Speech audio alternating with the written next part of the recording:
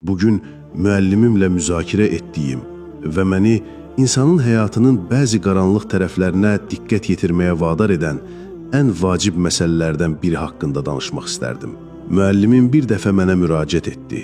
Təsəvvür et ki, Peyğəmbər Mühəmməd sallallahu aleyhi və səlləm indi aramızdadır.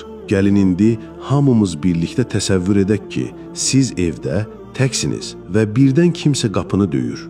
Qapını açanda qarşınızda Allahın elçisini sallallahu aleyhi və səlləm görürsünüz. Özünüzdən bunu soruşun. Allahın elçisinin sizin evinizə daxil olması xoş olardımı? O dəf olanda məşğul olduğunuz şeydən razı qalardımı? Əgər cavabınız xeyirdirsə, bu nəyisə dəyişmək vaxtının gəldiyini göstərir. Allaha and olsun ki, bugün bizim köklü dəyişikliklərə şiddətli ehtiyacımız var. Hər birimizin həyatında ayrı-ayrılıqda dəyişiklik olmadan, qlobal dəyişikliklərdən, ümmət miqyasında dəyişikliklərdən danışmaq çətindir. Belə anlarda Allah Rəsulünün gizlin günahların təhlükəsi haqqında olan hədisi yada düşür. Biz bilirik ki, günahların sayı çoxdur, lakin onlardan bəziləri öz təbiətinə görə daha dağıdıcıdır. Bir dəfə Allahın elçisi əs-səhabələrin ətrafında oturub onlara dedi ki, onun ümmətində elə insanlar olacaq ki, qiyamət günü dağlar qədər salih əməllərlə gələcəklər. Lakin uca Allah bütün bu əməlləri toja çevirəcək. Səhabələrdən biri olan Səvban bu sözləri eşidib dedi, o insanları təsvir et və onda Peyğəmbər sallallahu aleyhi və səlləm dedi, o insanlar sizin din qardaşlarınız və bacılarınızdır. Onlar da müsəlmandırlar, sizin kimi eyni xüsusiyyətlərə, keyfiyyətlərə malikdirlər. Onlar sadəcə müsəlman deyil, sizin kimi gecə namazları qılanlardandırlar. Diqqət yetirin ki, bu sualı kim verir? Allahın elçisinin səhabəsi. Peyğəmbər sallallahu aleyhi və səlləm daha sonra öz səhabələrinə, müsəlmanların ən xeyirli nəslinə danışır. Onlara deyir ki, sizin kimi olan, bu müəyyən günahı edən insanlar olacaq. Onlar da dindardılar. Lakin onlar tək qalan kimi uca Allahın icazə verdiyi sərhədləri keçirlər. Hər birimizin bağlı qapılar arxasında nə etdiyini yalnız uca Allah bilir və Allah elçisinin əleyhissalatu vesselam hədisinə görə bu günahları davamlı, müntəzəm şəkildə edənlərin nə qədər oruç tutub namaz qılmalarından asılı olmayaraq, nə qədər sədəqə vermələrindən asılı olmayaraq, əgər onlar bu günahları tərk etməsələr, böyük ehtimal var ki, uca Allah bizi bundan qorusun, onlar qiyamət günündə öz salih əməllərinin bəhrəsini heç vaxt görməyəcəklər. İlk növbədə əziz qardaşlar və bacılar, onu xatırlatmaq istəyirəm ki, biz öz salih əməllərimizə arxalanmamalıyıq. Hətta siz Allahın dinindən möhkəm yapışan təqvalı müsəlmanlardansınızsa belə, Rəbbinizdən onun mərhəmətini diləyin, sizi öz mərhəməti ilə cənnətə daxil etməsini istəyin. İkincisi, Peyğəmbər Muhammedin sallallahu aleyhi və səlləmin səhabəsi. Səvban Allah ondan razı olsun və onun belə günahkarların vəziyyəti ilə bağlı səmimi narahatçılığına və onlardan olmaq istəməməyinə diqqət yetirin. Bu səhabə kimi xatırlayın ki, sizə salih əməllərinizi məhv edə biləcək günahlar haqqında danışanda, inşallah bu şərdən qaçmaq üçün bu barədə mümkün qədər çox öyrənməyə çalışın. Üçüncü bəndi ayrıca qeyd etməyə dəyərdir. Çünki o bizə ümid verir. Allahın elçisi sallallahu aleyhi və səlləm bizə bu cür günah edən insanlar haqqında danışanda eyni zamanda onların mömin olduqlarına işarə etdi.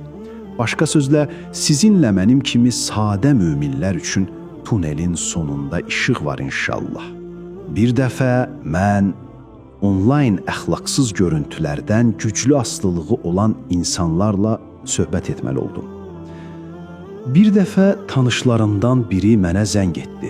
Onun ağladığını eşidib soruşdum, nə olub, niyə ağlayırsan? O dedi, mən yenə o çirkin videolara baxmaqla məşğul idim, əuzubillah. Və mən bununla məşğul olarkən giriş qapısı birdən-birə açıldı. Baxmağa çıxanda orada heç kim yox idi. O davam etdi. Amma problem də bundadır. Mən küləyə çıxdım, qapını yoxladım, ətrafda heç kim yox idi. O gün küləkli idi və qapının dəstəyi qırıq olduğundan külək qapını asanlıqla açmışdı. Mən yenə ondan soruşdum. Bəs niyə ağlayırsan? O cavab verdi, anamdan necə qorxduğumu xatırladım. Allahdan daha çox. Amma sonra tez anladım ki, Allah əslində bütün bu illər arzında məni izləyirdi. Axı o Quranda buyurur ki, onun qullarından elələri var ki, öz günahlarını insanlardan gizlədirlər, lakin uca Allahdan gizlədə bilmirlər. Harada olduğunuzun asılı olmayaraq Allah sizinlədir, sizi izləyir. Sübhanallah və o davam etdi.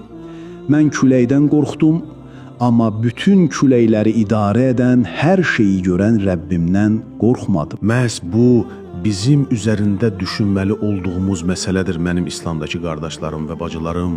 Gizli günahlar sizin salih əməllərinizi tamamilə məhv edə biləcək bir şeydir. Sizə bir vacib fikri çatdırmaq istəyirəm, əziz qardaşlar və bacılar. Allah sizə İslamı bəxş etdi. Biz o qədər də ağıllı deyilik ki, əminliklə deyək ki, bu din bizim seçimimizdir. Nuh Peyğəmbərin oğlu tufan zamanı xilas olmadı, amma səni və məni Allah müsəlman etdi. İbrahim Peyğəmbərin atası cəhənnəm sakini oldu.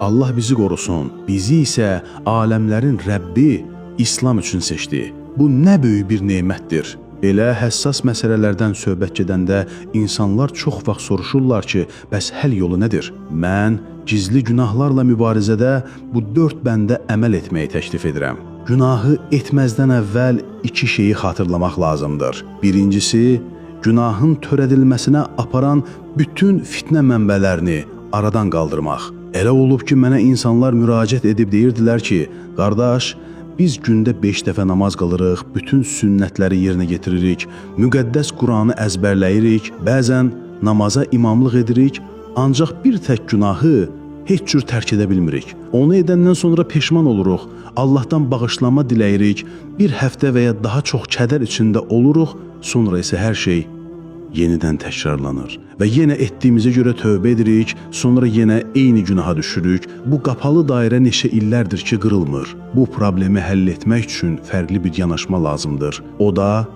günahın mənbəyini aradan qaldırmaqdır. Kimin üçünsə bu mənbə kompüterdir, kimin üçünsə internetdir. Sadəcə bu mənbəni öz otağınızdan çıxardın. Axşam saat 8-dən sonra interneti söndürün və günün qalan hissəsini ailənizlə, bir-birinizlə ünsiyyətdə keçirin. Hörmətli valideynlər, övladlarınıza yataq otaqlarında istifadə etdikləri telefonları və planşetləri verməyin. Ayıq olun və övladlarınızın internetdən və gadjetlərdən necə istifadə etdiyinə ciddi yanaşın ki, bənzər problemlərdən qaçınasınız. Allah bizi qorusun. Günahın törədildiyi anda artıq vəziyyəti idarə edə bilmədiyiniz və özünüzə nəzarət edə bilmədiyiniz zaman, baxmayaraq ki, bunun üçün bütün səyləri göstərmisiniz, məhz o anda yenidən günah etmə üzrə olduğunuz zaman qaçın mənim qardaşlarım və bacılarım, kim isə çağırın, olduğunuz yeri tərk edin, başqa bir şeyə keçin, gəzintiyə çıxın, mühiti dəyişin, amma bu qədər asan təslim olmayın. Diqqətinizi yayındırmağa çalışın ki, fokus nöqtəsini dəyişəsiniz. Artıq günaha düşməyə hazır olduğunuz o anda və ya növbəti bir filmə baxmağa hazırlaşdığınız zaman xatırlayın qardaşlar, bu narkotik kimi təsir edir və bu beynin bu hərəkətlərə, narkotiklərə reaksiya verdiyi kimi reaksiya verəcəyi bir mexanizmin işə düşməsinə səbəb ola bilər. Filmlərdə bizə nümayiş etdirilən bütün bu romantik hekayələr və sevgi səhnələri bizim psixikamızı dağıdır. Onlar bizim sevgi, yaxınlıq və münasibətlər haqqında təsəvvürlərimizi təhrif edir. Buna görə də günaha yaxın olduğunuz anda qaçın. Heç kim bizim canlı insanlar olduğumuz faktını ləğv etmir və biz günahdan mümkün qədər uzaq durmağa var gücümüzlə çalışsaq da, yenə də səhvlər edir və yıxılırıq. Belə bir halda nə etməli? Günah artıq edilib, bəs indi necə olmalı? Öz təcrübəmdə mən Allahın mərhəmətindən ümidini üzmüş bir çox insanla qarşılaşmışam. Onlar deyirlər, Biz artıq etdiyimiz günahlara görə peşman olmuruq, çünki onların sayı o qədər çox idi ki, biz Allahdan bizi qorumasını bu qədər istəsək də, onun bağışlamasına olan ümidimizi itirdik. Hər dəfə günaha qaydanda artıq tövbə etmək istəyi siləmirik. Buna görə də əgər siz yenə də günaha düşsəniz, etməli olduğunuz ilk şey heç vaxt Allahın mərhəmətindən şübhə etməməkdir. Yüce Allah Quranda buyurur ki, قل يا عبادي الذين أسرفوا على أنفسهم لا تقنطوا من رحمة الله إن الله يغفر الذنوب جميعا إنه هو الغفور الرحيم. onun mərhəmətindən kafirlərdən, qəlblərində ümumiyyətlə iman olmayanlardan başqa heç kim şübhə etməz. Heç vaxt Allahın bağışlamasına olan ümidinizi itirməyin. İsrarcı olun. Ona çox-çox yalvarın. Bir gün Yüce Allah sizin qəlbinizi təmizləyəcək və onun bağışlanma qapıları sizin üçün açılacaq. Təslim olmayın. Yüce Allah Quranda buyurur, de, ey mənim özlərinə qarşı həddi aşmış qullarım, Allahın rəhmətindən ümidinizi kəsməyin. Şübhəsiz ki, Allah bütün günahları bağışlayar. Həqiqətən O, bağışlayandır, rəhimlidir. Buna görə də Allahın bağışlanmasına olan ümidinizi itirməyin və tövbə etməyi dayandırmayın. İndi irəli gedərək, biz bu həyatı müsəlman kimi necə yaşamalıyıq? Birincisi, dəvəti tərk etməmək. İkincisi isə Allaha dua etməyi dayandırmamaq. Bizim həyatımız bu iki aspekt ətrafında qurulmalıdır.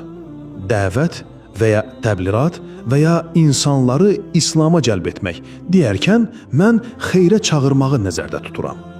Və bunun üçün sizin alim və ya natiq olmağınıza ehtiyac yoxdur. İnsanların sizin səyləriniz vasitəsilə doğru yola gəldiyini gördükdə, siz özünüz də Allahın ipindən daha möhkəm yapışacaqsınız.